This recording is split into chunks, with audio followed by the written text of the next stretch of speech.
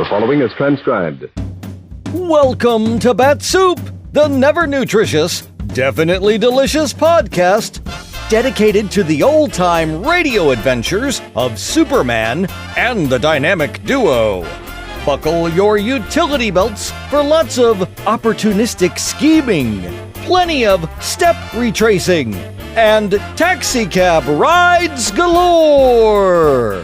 Before we get to today's adventure, let's pause for this important message.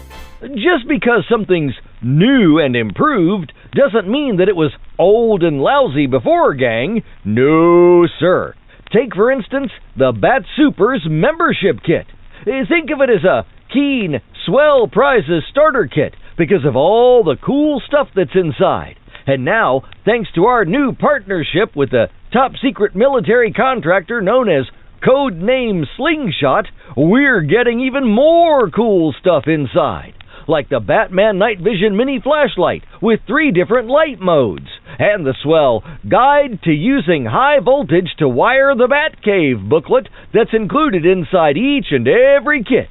And speaking of the kit itself, we've even upgraded the packaging.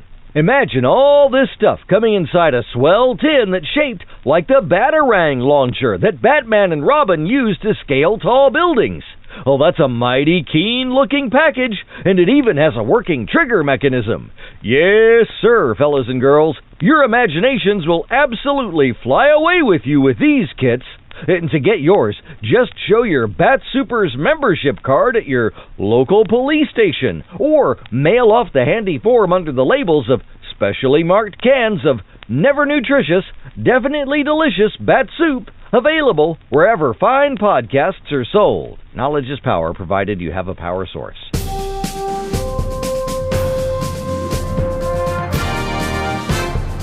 And now, Bat-Supe presents today's adventure, Part 3 of The Secret Letter, as originally broadcast on November 27th, 1946. Faster than a speeding bullet. More powerful than a locomotive. Able to leap tall buildings at a single bound. Look, up in the sky. It's a bird. It's a plane. It's Superman. Kellogg's Pep. P-E-P, Pep. Kellogg's Pep, the Sunshine Cereal, presents The Adventures of Superman.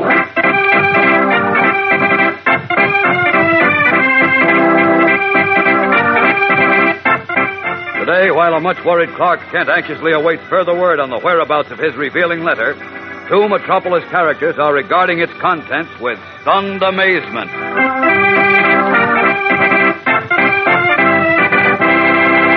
Hello there, gang. This is your pal, Dan McCullough. You know, the news spread like wildfire last week when I began telling you about that brand new series of comic buttons Kellogg's Pep is putting out. One fellow tells another, and one girl tells her girlfriend, until everybody's all hepped up about collecting these terrific new buttons. Kellogg's Pep sure has a swell idea there, putting pictures of your funny sheet favorites on white enameled buttons so that you can wear them pinned on your jacket or your dress or cap. And it's more fun than a circus swapping the buttons when you get duplicates.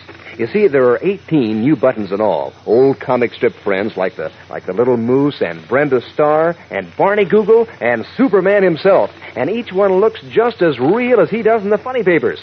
So make sure that you get all 18 of them. Start Mom buying Kellogg's Pep for you right away. That's the only way you can get these exclusive prizes, one in every package of that Sunshine cereal, Kellogg's Pep. You don't have to send in a single penny, not even a box stop. And you can't buy them anywhere, but you just look inside the Pep package, and there's your prize. And there's some mighty swell eating, too. A breakfast dish with a sunny golden toasted flavor that you'll really latch on to. Ask Mom for P-E-P, the Sunshine cereal, Kellogg's Pep. Now, the adventures of Superman.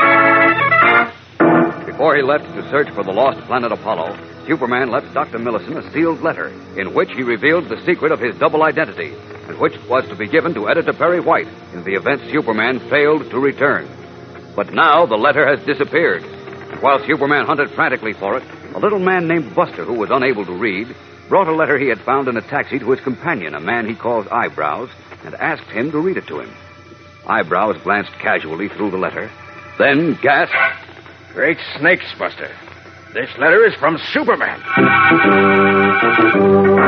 As we continue now, in their room at the Metropolis Hotel, Buster's eyes have grown round as saucers in his pink babyish face as Eyebrows reads the letter.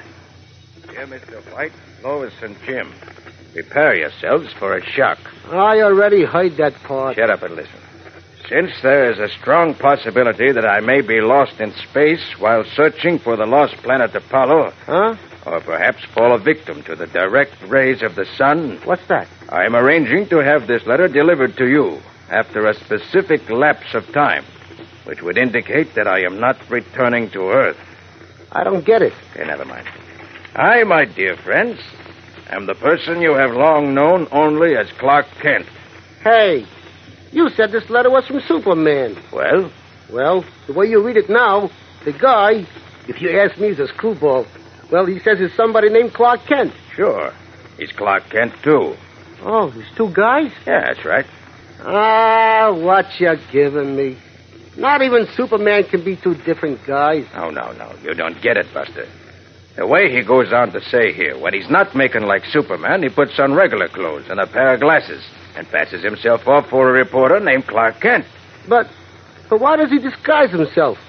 Is he running a racket? No. I'm trying to tell you.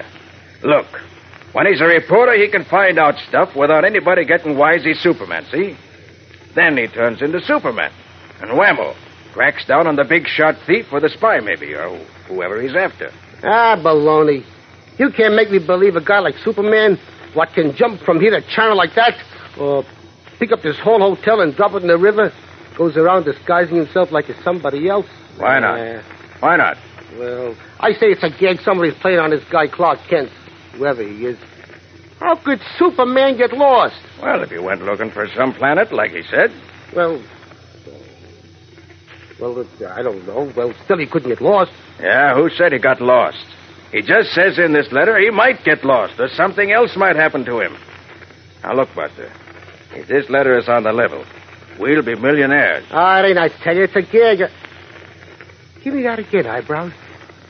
I mean what you just said. I said if this letter's on the level, we'll be millionaires. Yeah? How? Why, there are plenty of big operators, real big operators. They're scared of Superman, see? Yeah. So how does that make us $1 million? Hey, don't you see? We sell this information about Superman and Clark Kent being the same guy. And whoever's planning a big job can have Kent tailed, see? Then, if Kent gets close, the guy trailing him tips off the boss before Kent can wise up all the way and make like Superman. Get it? Look at Eyebrows. Even if you was right, which you ain't, how could you ever prove it? That's what I got to figure out right now. There must be a way. So shut up, Buster. Let me think. While Eyebrows seeks a way to prove the truthfulness of the astonishing information which has fallen into his hands, Clark, Kent, and Jimmy Olsen are in the office of the Red and White Taxi Company with Joe McCluskey, a driver who has just come off duty. Sure. I remember driving this young fellow up the observatory today. About noon it was. Two old guys were with him. That's right. Mr. White and Dr. Millicent. Yeah, but I didn't find any letter in my cab. Uh-oh. Now what, Mr. Just Kent? a minute, Jim. Look, Mr. McCluskey. Just call me Mac. Everybody calls me Mac. Mac? Yes, Oh, sir. okay, Mac. Did you examine your cab thoroughly after my friends got out of the observatory? Well, no, I wouldn't say that. But you just looked the car over yourself. Yes, it isn't there now. Mr. White might have dropped it on the floor or behind the seat where another passenger found it. Yeah, I suppose that could be. Gosh, how are we going to find out, Mr. Kent? Your log, Mac. The record you keep of your trips might help us. Can you check where you went after you dropped your fare at the observatory? Well, wait a minute. Let me see. Yeah, sure. Here we are. I left the observatory at 2:45. Went to 311 Park Place. Took a passenger there? Sure. Picked him up at the observatory. I remember he was a little guy with a beard. And he's the man we want to see. Look, can you come with us to where you took him, Mac? I'll pay you double for your time. Sure, be glad to go along, Mr. Kent. Fine, let's go.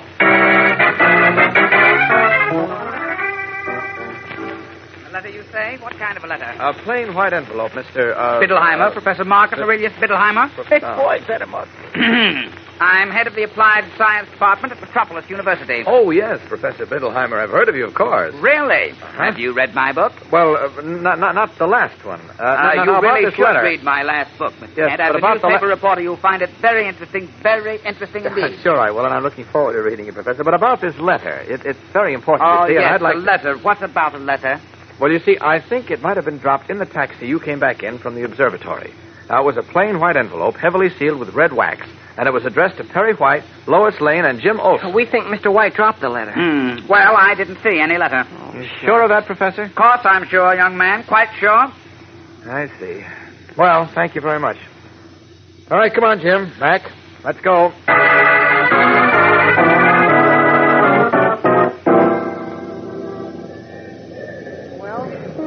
Bittleheimer washes up our idea that Mr. White lost the letter in Mac's taxicab, huh? Yeah, sure does. Not altogether.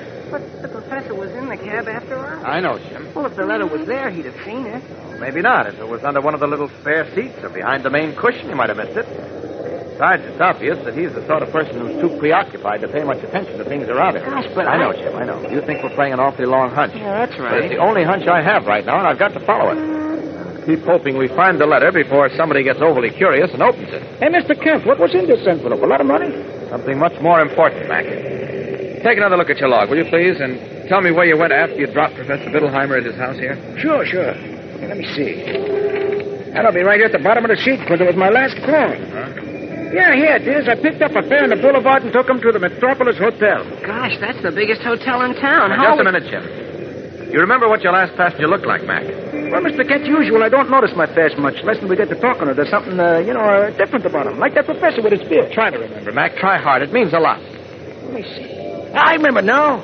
There were two guys I picked up. Two? Yeah, sure. One was a little guy. A lot of help there. Quiet, Jim. Go on, Mac. Yeah, sure. And the other guy, I remember him. He was taller and he had bushy eyebrows like John L. Lewis, you might say. Oh? Black bushy eyebrows. I remember now noticing them. Black bushy eyebrows, eh? All right, let's get into the cab and go to the Metropolis Hotel. Oh, look, Mr. Kent. What? There's over 1,000 rooms in the Metropolis Hotel. I know. And lobbies and dining rooms all full of people. How do you expect to find one man there, if he still is there, when all you know about him is that he has bushy eyebrows? Leave that to me, Jim. All right, let's go, Mac. Step on it. Okay, Mr. Kent, hang on.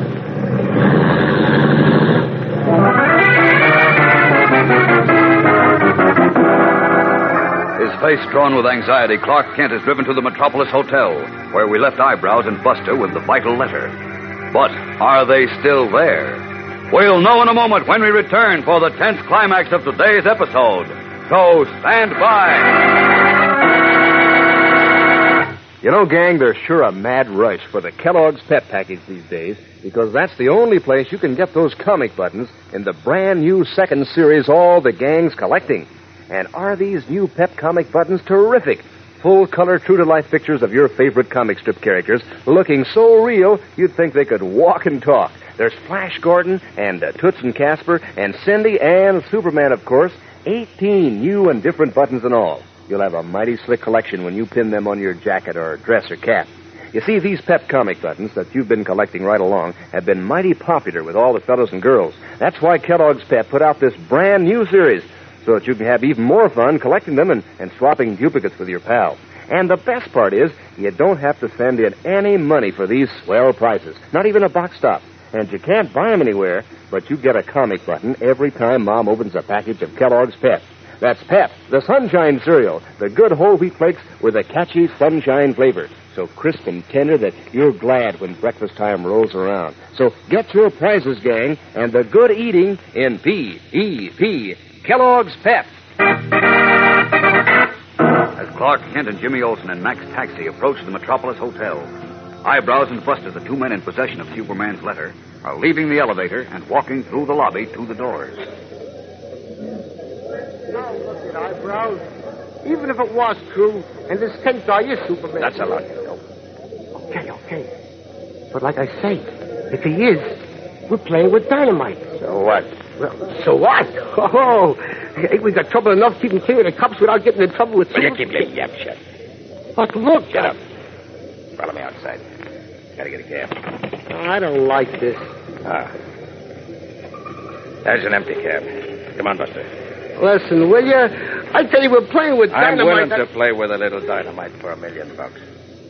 Aren't you? Well, yeah, but I don't... Get in the cab. Where we going? Do a little investigating. 1426 Market Street, driver. And step on the gas.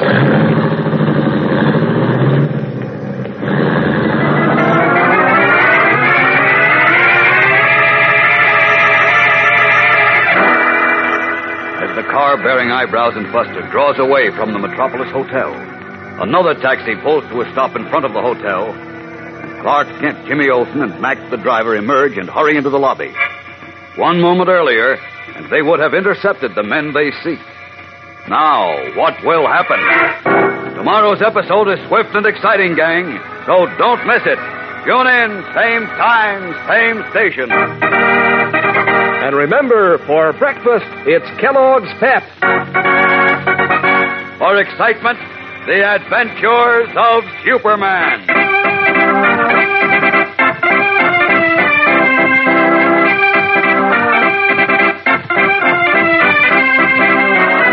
Superman is a copyrighted feature appearing in Superman DC comic magazines and is brought to you Monday through Friday at the same time by Kellogg's Pep, the Sunshine Cereal.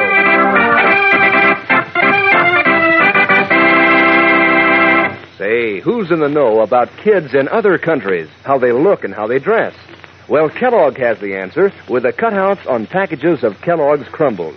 Boy, will the kids in your family have a load of fun with these dolls of all nations, cutting them out and changing their costumes and collecting all 6 countries in the series, like Switzerland, Russia, Sweden. 2 cutout dolls on every package in full color. That's dolls of all nations on packages of Kellogg's Crumbles. And be sure to be with us tomorrow for the thrilling adventures of Superman. This is the Mutual Broadcasting System. That was part 3 of The Secret Letter from The Adventures of Superman. Thank you for listening. Never miss an episode of Bat-Supe by subscribing on your favorite podcatcher. Bat-Supe, a proud member of the Moonlight Audio Theater family of podcasts, is also available on YouTube and Facebook. Why not give us a like and tell your friends to find us there as well?